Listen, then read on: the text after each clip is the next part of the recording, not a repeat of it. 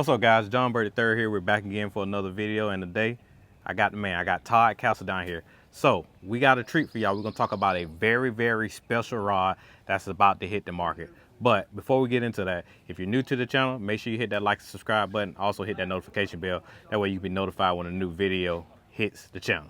So we're gonna talk about the limited edition Todd Castledine Big Worm Frog Rod.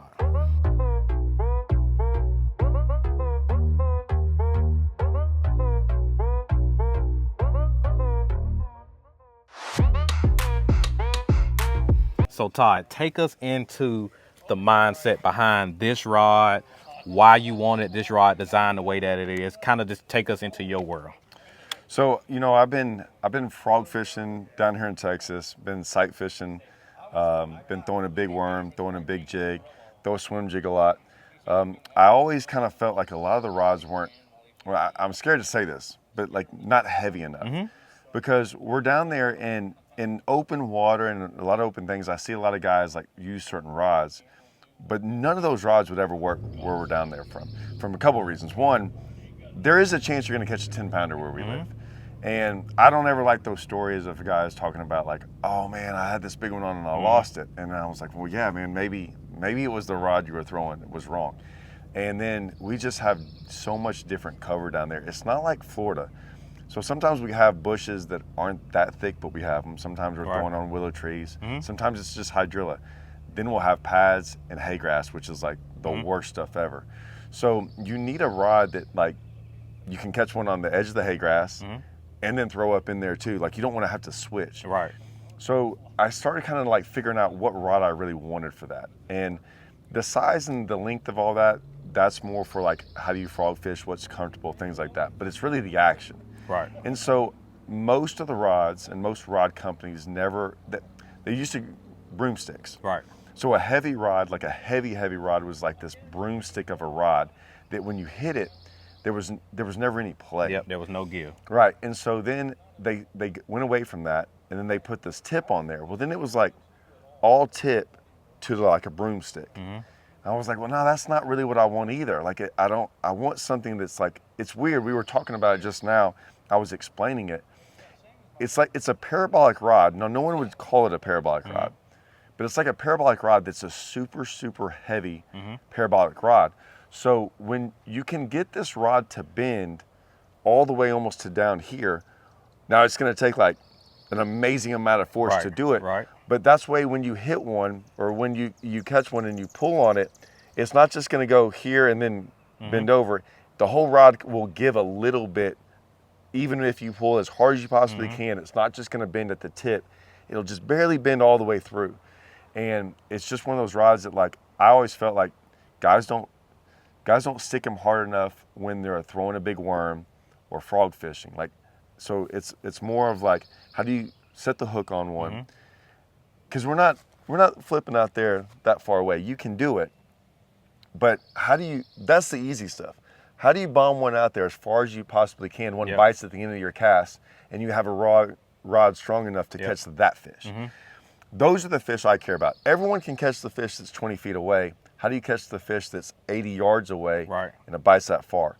So those are the things I care about. And when we're frog fishing or when we're sight fishing, I'm like, I'm not using like stuff. Like that's a 5/0.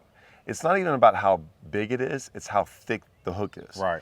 So I'm trying to drive a hook that's pretty big. Like it would be very hard for you to like push your finger into that and actually make it go in. Right. There's a lot of pressure you need.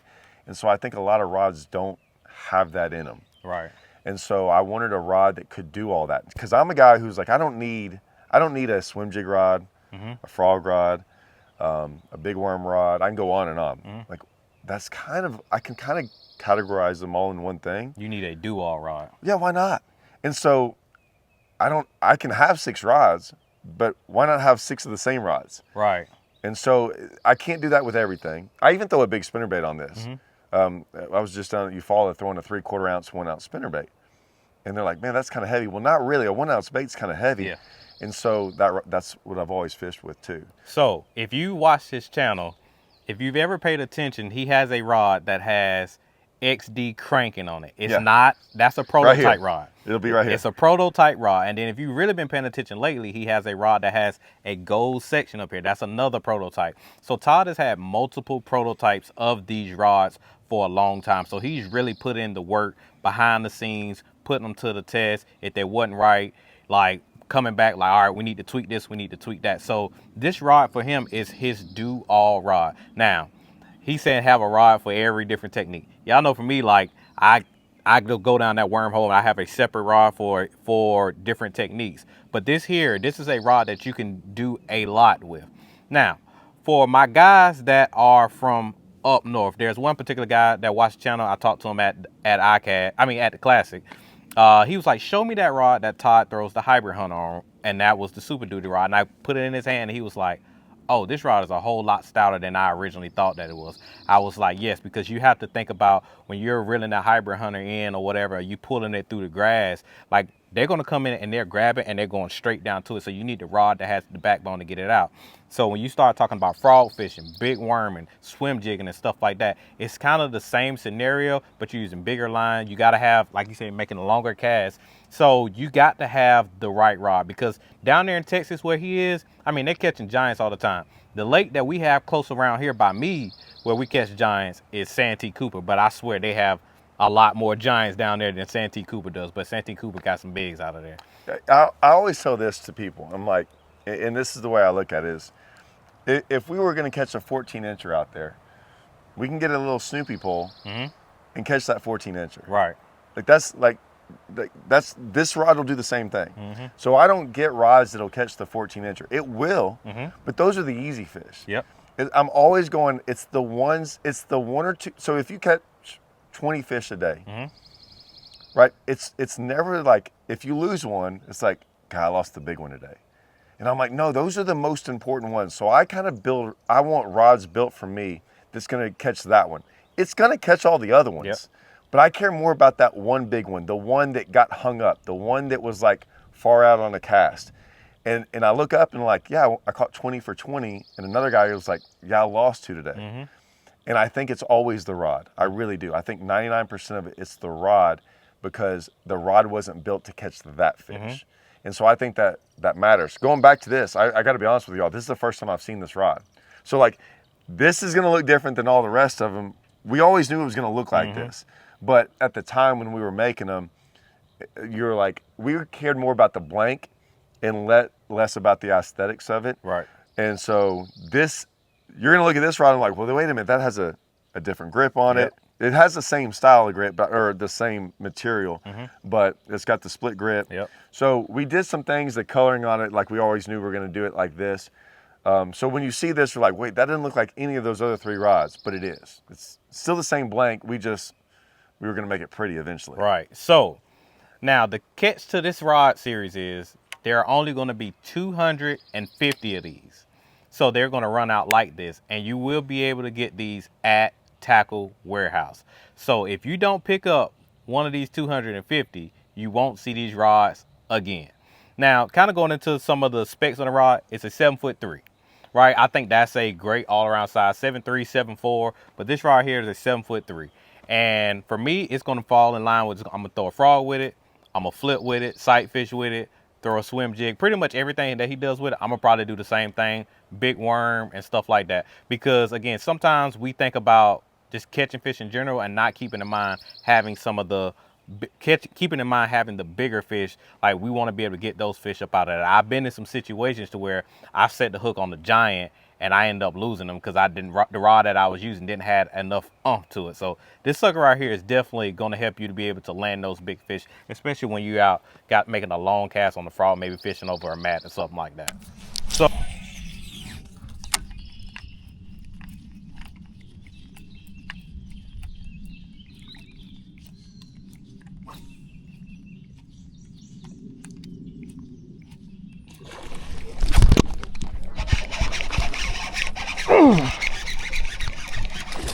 golly.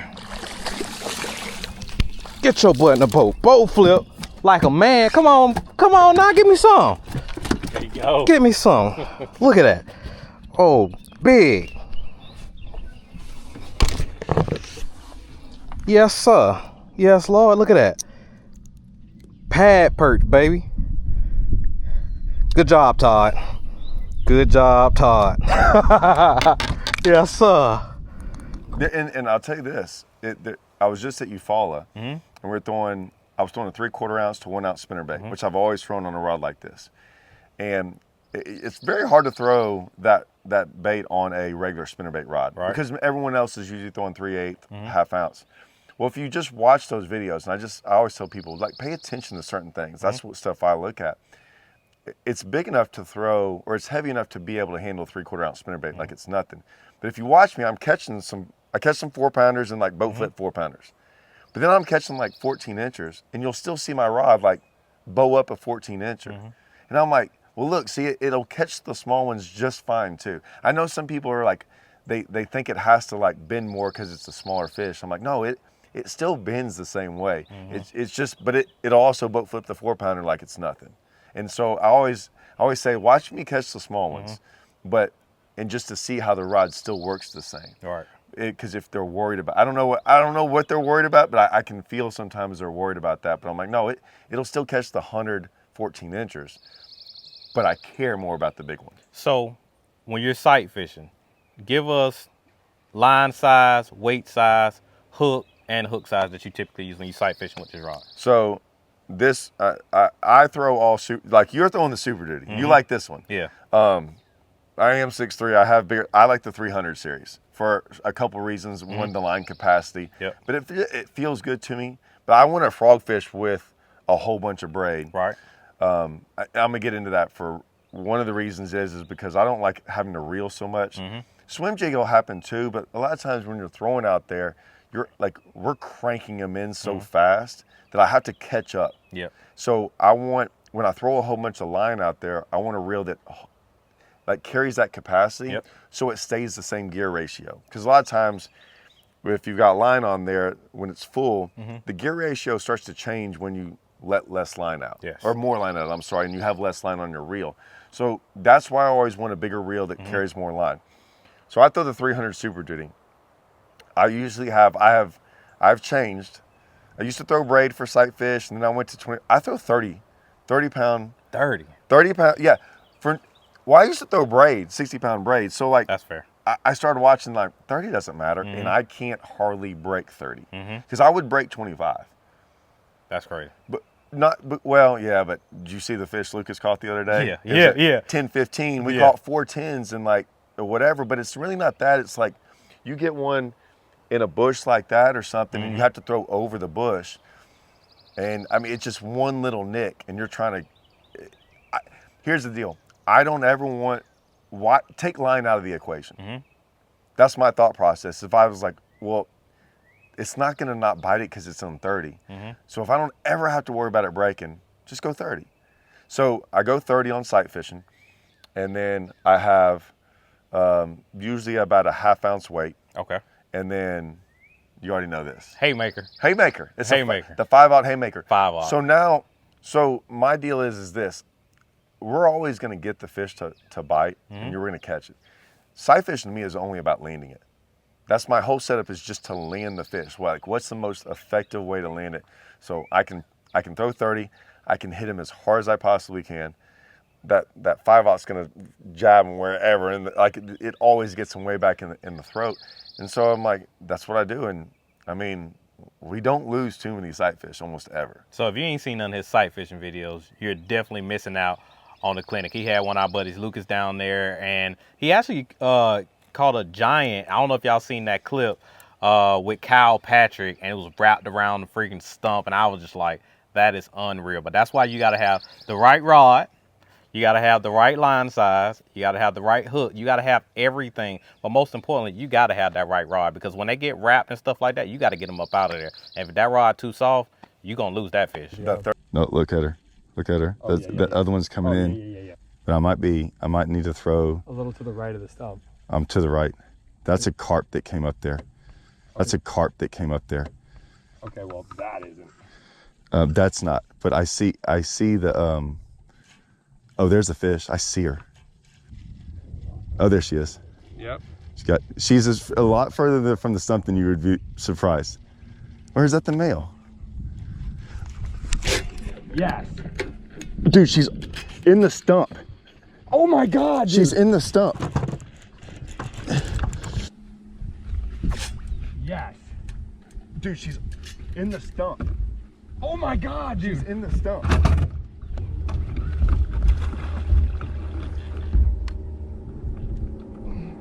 At 30 pound, I guess. She's on the other side of the stump with it. So we're gonna have to catch the other line. Yeah. Should I jump in? No, just reach on this side of the stump anywhere and see if you find it. Got it. Tighten up. Keep tight. I got it. Okay. She's free? Yeah. Okay. What am I hung up on? Crap. nothing. My trolling motor. My trolling motor. Oh my God. Go. Oh my God, she's barely hooked.